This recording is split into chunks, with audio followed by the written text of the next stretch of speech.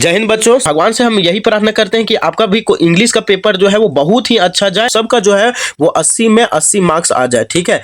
जय हिंद बच्चों, स्वागत है आपका हमारे YouTube चैनल में। चलिए, उम्मीद करता हूं कि आप सबका गणित का परीक्षा बहुत ही शानदार और बहुत ही अच्छा रहा होगा।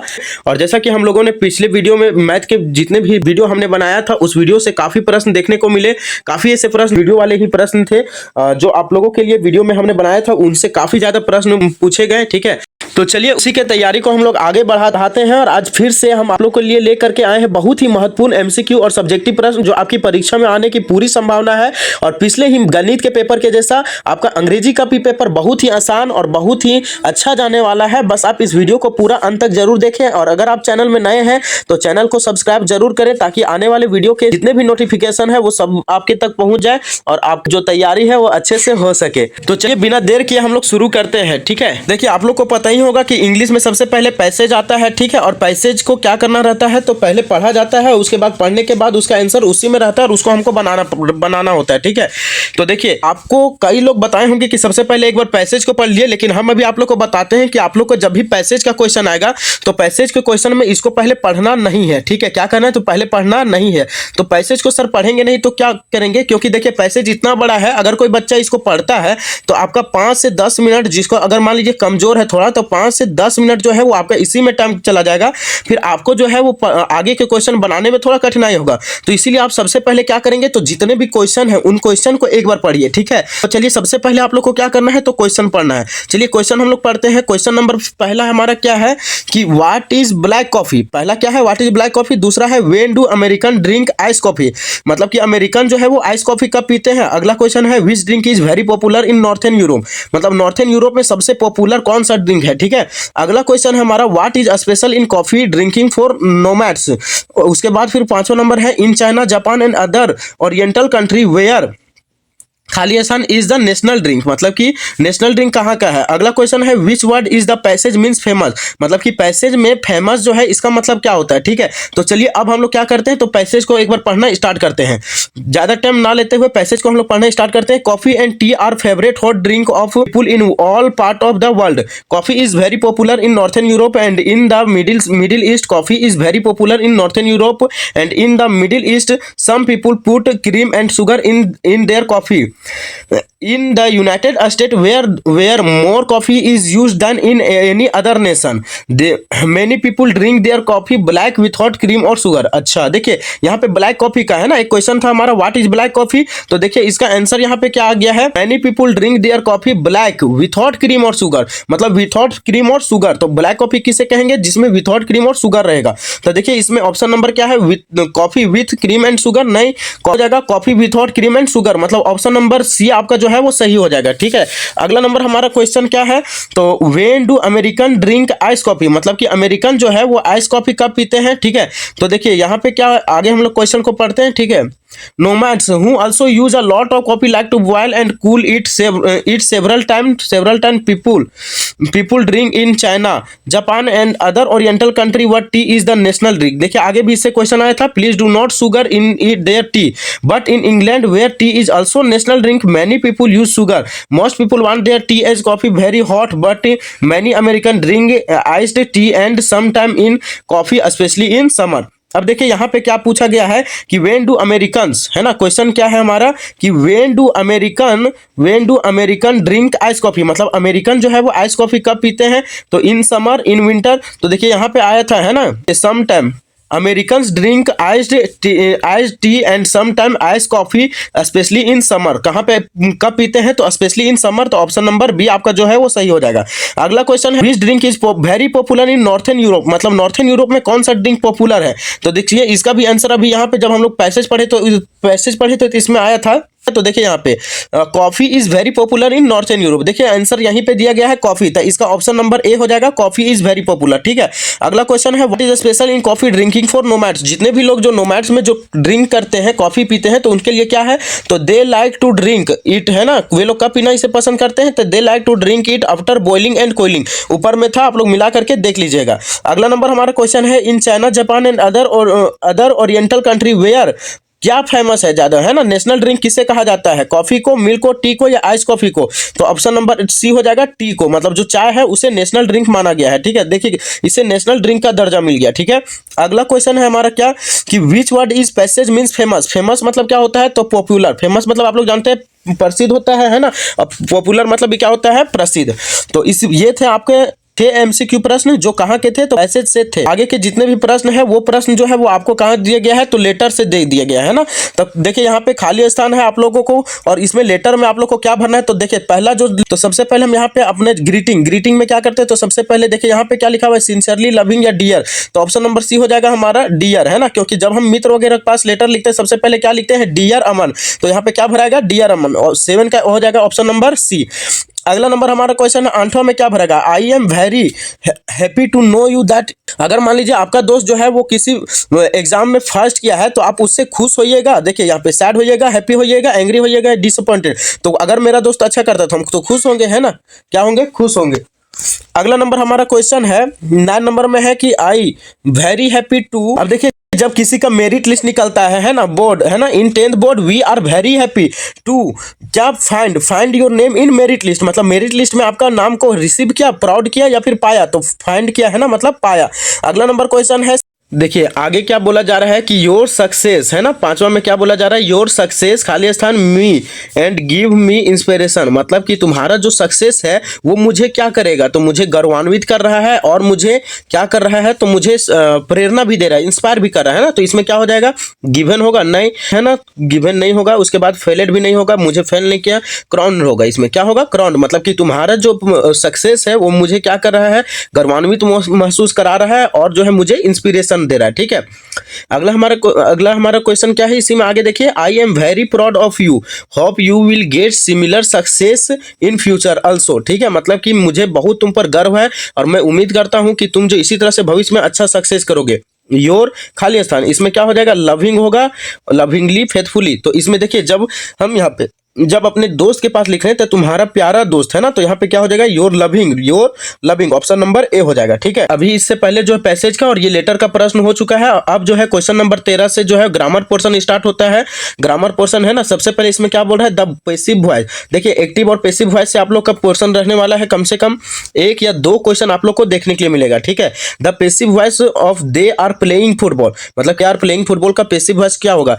तो देखिए यहाँ पे ये कंटिन्यूअस टेंस का है ना, कौन सा है, तो प्रेजेंट कंटिन्यूअस टेंस का है। और जब प्रेजेंट कंटिन्यूअस टेंस का रहता है तो सबसे पहले फुटबॉल हमारा बन जाता है। तो क्या हो जाएगा इसमें, फुटबॉल, है ना, फुटबॉल। और यहाँ पे जो इसमें जो है यहाँ पे आर था, अब इसके अनुसार से हमको लगाना है हेल्पिंग वर्ब को, फुटबॉल के अनुसार से। तब फुटबॉल इज, और यहाँ पे जब कंटिन्यूअस रहता है तो बीइंग बीच में आता है ना, तब फुटबॉल इज बीइंग, और फिर V3 लगा देंगे, प्लेड बाय किसके द्वारा, उन लोगों के द्वारा, तो देम। तो ऐसा ऑप्शन देखिए कहाँ पे है, football is being played by them, मतलब कि ऑप्शन नंबर सी इसका सही हो जाएगा। अगला इसमें क्वेश्चन क्या, इसमें आपको टेंस भरना है। ठीक है, तो देखिए वाई आर यू खाली स्थान, मेकिंग नॉइज होगा, मेक नॉइज होगा। देखिए यहाँ पे वाई आर यू, आर भी लगा हुआ है, यू भी है ना। तो इसमें ये कंटिन्यूअस टेंस का आ रहा है, कौन सा, प्रेजेंट कंटिन्यूअस टेंस। और जब प्रेजेंट कंटिन्यूअस टेंस में तो V4 का यूज होगा। और देखिए इसमें मेड तो लगेगा ही नहीं, मेक भी नहीं लगेगा, तो इसमें मेकिंग हो जाएगा, why are you making noise. Question number 15 हमारा क्या है, Manish is driving a car is an example of, किस टेंस का है। देखिए टेंस से ज्यादा क्वेश्चन इस बार पूछ रहा है, तो आप लोग टेंस को एक बार अच्छे से देख लीजिएगा। ठीक है, Manish is driving a car, Manish जो है वो कार को ड्राइव कर रहा है, कौन सा कर रहा है, इज ड्राइविंग आ रहा है ना। तो इज MR प्लस V4 रहता है तो वो कौन सा होता है, प्रेजेंट कंटिन्यूअस टेंस, मतलब ऑप्शन नंबर ए। अगला हमारा क्वेश्चन है, आई डोंट नो, है ना, खाली स्थान है, आई don't no baby is crying, मतलब कि मैं नहीं जानता हूं कि बेबी जो है, बच्चा जो है वो क्या, विच भराएगा, कौन सा बच्चा रो रहा है, एकदम गलत, क्या बच्चा रो रहा है, नहीं कौन बच्चा रो रहा है, नहीं बच्चा क्यों रो रहा है, मैं नहीं जानता हूँ बच्चा क्यों रो रहा है। तो इसमें वाई भराएगा, why the baby is crying, है ना। तो I don't know why the baby is crying, मतलब मैं नहीं जानता हूँ कि बच्चा क्यों रो रहा है। तो इसमें भराएगा why, option number A, option number A. ठीक है, अगला हमारा क्वेश्चन क्या है कि read the passage given below and choose the correct option to answer the question. ठीक है, he failed to muster of courage to take the plunge which appeared to him so desperate. His father and mother had come around calling to him, really bending him. Threatening to let him starve on his village unwell he fled away, ठीक है, but for the life of him he could not move. देखिए ये कौन सा passage से लिया गया है, तो सबसे पहले आप लोग को द यंग सीगल आप लोग पढ़े होंगे, है ना, कौन सा, द यंग सीगल, आप लोग एक चैप्टर पढ़ेंगे, उसी में क्या बोला जा रहा था, तो वो जो उसका एक बच्चा था जो बेबी सीगल था वो उड़ नहीं रहा था, क्यों, क्योंकि वो बहुत ज्यादा डरा हुआ था, वो बहुत ज्यादा डर रहा था।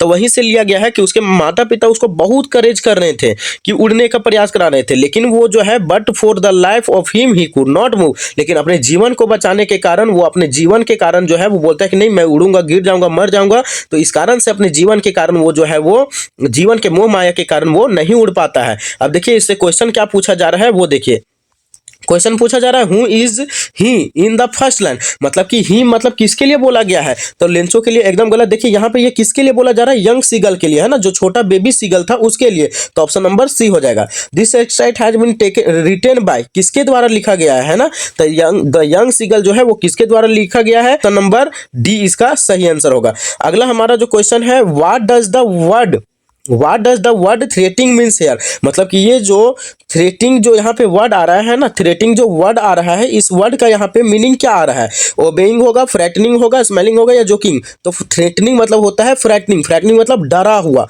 क्या होता है, डरा हुआ, है ना, और इसका मतलब थ्रेटनिंग मतलब भी क्या होगा, डरा हुआ, ठीक है, क्या हो जाएगा, डरा हुआ। तो ऑप्शन नंबर इसका हो जाएगा सी, ऑप्शन नंबर इसका सही होगा, ठीक है। अगला नंबर हमारा क्वेश्चन है, what instrument had stopped working during the storm, मतलब कि जब तूफान आया था, ठीक है, जो जब स्टॉर्म आया था तो कौन कौन सा जो एरोप्लेन, ब्लैक एरोप्लेन से लिया गया है ये कहानी, है ना, ये क्वेश्चन जो है, तो कौन सा इंस्ट्रूमेंट जो है वो काम करना बंद कर दिया था, कंपास वो भी काम नहीं कर रहा था, रेडियो भी, मतलब दोनों काम करना बंद कर दिया था, तो बोथ ऑफ देम, है ना, नन ऑफ दिस तो होगा ही नहीं, तो ऑप्शन हो जाएगा हमारा सी। अगला क्वेश्चन नंबर 21 है हमारा, what was the name given to the author, देखिए यहाँ पे टी एच हो गया तो ओ डबल टी होगा, है ना, तो ऑथर को कौन सा नाम दिया गया था, तो मिसबिल, है ना, स्ट्रॉबेरी भी आप लोग पढ़े होंगे, मिसबिल द ऑथर, तो ऑप्शन नंबर ए। अगला नंबर क्वेश्चन हमारा, why did Wali not gate of the bus for sight seeing, क्यों नहीं उतरी थी बस से, है ना, तो सी डिडंट वांट टू, वो नहीं चाहती थी, है ना, नंबर बी हो जाएगा। अगला नंबर हमारा क्वेश्चन है, हु वाज किटी, किटी जो है वो कौन थी, है ना, तो किटी कौन थी, तो आपको पता होगा कि एने की एक डायरी थी, तो option number A. Why did the poet decided not to condole the boy, है ना, condole the boy, आंसर हो जाएगा option number C, it will be no use, है ना, it will be of no use, है ना।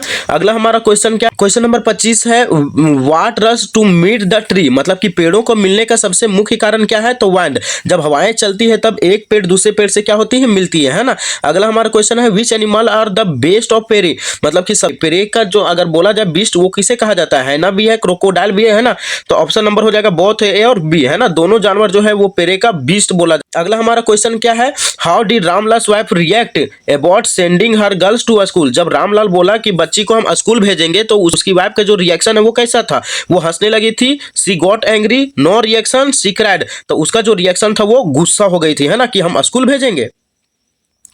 उसके बाद फिर अगला नंबर हमारा क्वेश्चन है, what cause the villager to suspect the scientist, मतलब कि साइंटिस्ट पर संदेह करने का उसका क्या कारण हुआ, रॉबरी जो चोरी हुआ था वो कारण था, द फर्नीचर एक्सीडेंट, फर्नीचर के पास जो एक्सीडेंट हुआ था, इंसिडेंट हुआ था वो कारण था, या unexpected availability of cash on him, तो ये तीनों कारण था। देखिए सबसे पहली बात तो चोरी हुआ था उस दिन, फिर वो फर्नीचर का घटना भी लोगों को पता था, और उसी दिन जो है उसके बाद फिर लोगों ने ये महसूस किया, लोगों ने ये गौर किया कि उसके पास जो है वो ज्यादा पैसे हैं ना, तो ये तीनों कारण तो मतलब ऑल ऑफ दिस।